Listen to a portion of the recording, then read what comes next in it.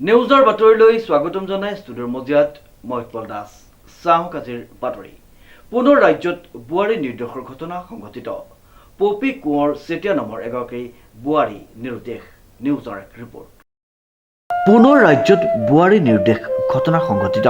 উল্লেখযোগ্য যে নাজিৰাৰ গেলেকী অসম নাগালেণ্ড সীমান্তৱৰ্তী জংঘল বৰহলাৰ পৰা এগৰাকী বোৱাৰী নিৰুদ্দেশ হোৱা ঘটনাই অঞ্চলটোত চাঞ্চল্যৰ সৃষ্টি কৰিছে। ঘটনাটো হৈছিলে তাই 18 তাৰিখ জুন মাহৰ 18 তাৰিখে বুধবাৰে শিমলুগুৰিত বজাৰ কৰিবলৈ যাওঁ বুলি কৈ 11টামান বজাৰ পৰা নিৰুদ্দেশ হৈ আছে। কোন নিৰুদ্দেশ হৈছে? মানে মোৰ পত্নীগৰাকী। নামটো শ্ৰীমতী পপী কোঁৱৰ চেতিয়া। বজাৰ কৰিবলৈ যাওঁ বুলি কৈ পিনে তাই অহা নাই। মানে পইচা পাতি মই চব নিজে উলিয়াই দিছোঁ। আধাশলৈকে বেটেৰীলৈকে মই আগবঢ়াই দিছিলোঁ। এতিয়া খবৰ মানে তেওঁ সেইদিনাখন বুধবাৰে গধূলি তোমাৰ 7টা চাৰে 7টামান বজাত এবাৰ ফোন কৰি ক'লে মই এইফালে ওলাই আহিলোঁ, মোক বিচাৰি নাথাকিব। তাৰপিছত যোৱাকালি ক'লে তোমাৰ এবাৰ ফোন কৰিলে আপোনালোকে বিচাৰি নাথাকিব, মই এফালে ওলাই আহিলোঁ, য'ত আহিলোঁ ভালকৈ আছোঁ এনেকৈ ক'লে। তাৰপৰা কালি আকৌ ৰাতি ফোন কৰিলে, কৈছে মাকৰ ঘৰলৈ ফোন কৰি ক'লে হাপে খাতি ছোৱালী দুজনীৰ লগত আমি 7:30 বজাত গুৱাহাটী ষ্টেচনৰ পৰা কেৰেলালৈ উঠিলোঁ বুলি ক'লে। ৰিপৰ্টটো থানাত 18 তাৰিখে জনোৱা হৈছে। বুধবাৰে গেলেকী থানাত জনোৱা হৈছে। থানাৰ পৰা কৈছে আমি কিবা ইনফৰ্মেশ্যন পালে তোমাক দি দিম, তুমি কিবা পালে মোক দি দিবা। ৰাইজলৈ এইটোৱে আহ্বান জনাওঁ, কোনোবাই যেন দেখে, সৰু ল'ৰা এটা আছে মোৰ 4 বছৰীয়া, সেই ল'ৰাটো মুখলৈ চাই যেন কোনোবাই দেখিলে তাৰ ফোন নাম্বাৰটো মোৰ দিয়া আছে, সেই ফোন নাম্বাৰটোত কণ্টেক্ট কৰি নহ'লেও তাই মানুহগৰাকীক দেখিলে থানা পুলিচক ক'লেতো লৈ হ'লেও তাইক ধৰি ৰাখিব।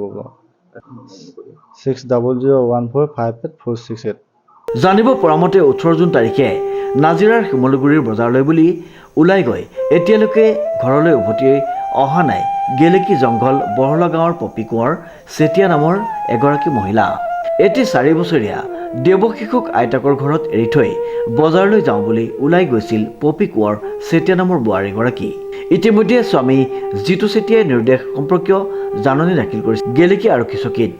কথাটো তেনেকৈ মই গম নাপাওঁ। বজাৰলৈ যাওঁ বুলি কয় নাতিটো এৰি দিলে, এই স্কুটিখন ৰাস্তাত থিয় কৰে।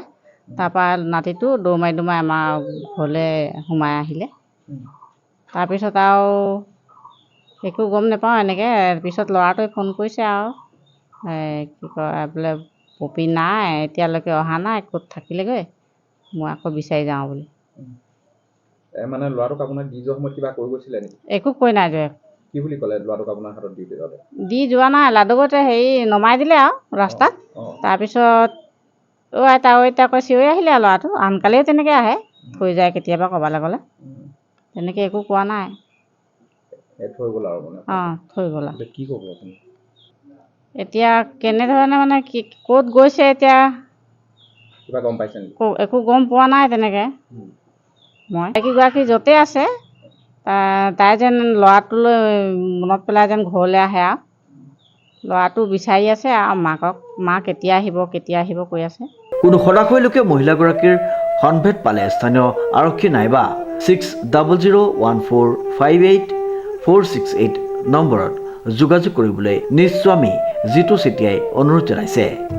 ডিজিপ বৰাৰ ৰিপৰ্ট, নিউজ নাও।